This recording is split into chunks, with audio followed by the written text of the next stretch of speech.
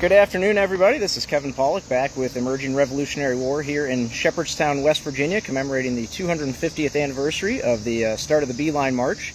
I'm here in Elmwood Cemetery, just on the outskirts of Shepherdstown, at the Spirit of 1775 monument that you can see here behind me, that was put up by the Daughters of the American Revolution in 1932, marking the location near where the 98 men of Captain Hugh Stevenson's Mecklenburg Rifleman Company met 250 years ago today and began their march, ultimately a trek that took them 24 days, covering 600 miles back to join the Continental Army at Boston itself.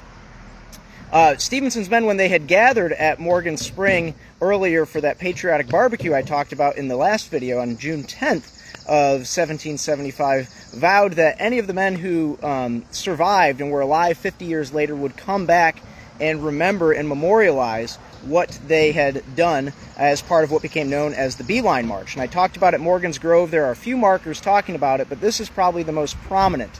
Now, it was moved recently to Elmwood Cemetery just a few years ago. It used to sit along Route 480 outside of Shepherdstown, closer to the original location of the spring where Stevenson's company met before, again, marching off to Boston on July 17th of 1775. So the marker here lists all 98 soldiers who were a part of that BeeLine March. All 98, two men actually did not make it up to Boston. One was court-martialed and one was accidentally wounded during their 24-day march up to Boston itself.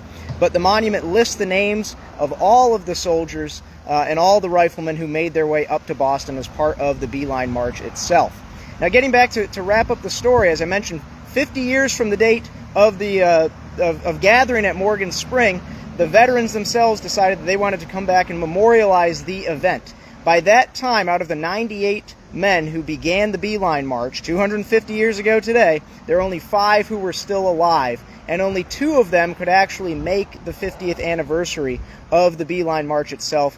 2 men that had remained in the area, Michael and Henry Bettinger, were the 2 that were able to come back in 1825 and commemorate and sort of reenact the start of the BeeLine March and that barbecue. They had a big barbecue, sang some songs as well during the course of that 50th anniversary event to commemorate, again, this incredible march that now brought soldiers from other colonies, not just the New England colonies, but other colonies, especially in the South, up to the Continental Army, turning it formally into now a Continental Army. Not just an army of New Englanders, but it was now an army of Americans. And again, the march that these soldiers started here from what was called Mecklenburg back then, or Shepherdstown today, 600 miles in 24 days. They left on July 17th, 1775, and arrived on August 11th at the Continental Army camp in Cambridge, Massachusetts, outside of Boston itself.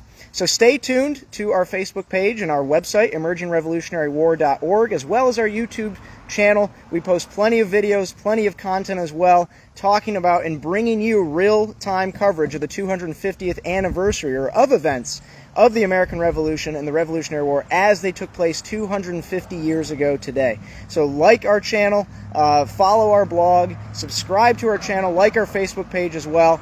And this is Kevin Pollock with Emerging Revolutionary War, signing off from Shepherdstown, West Virginia, commemorating the 250th anniversary of the BeeLine March.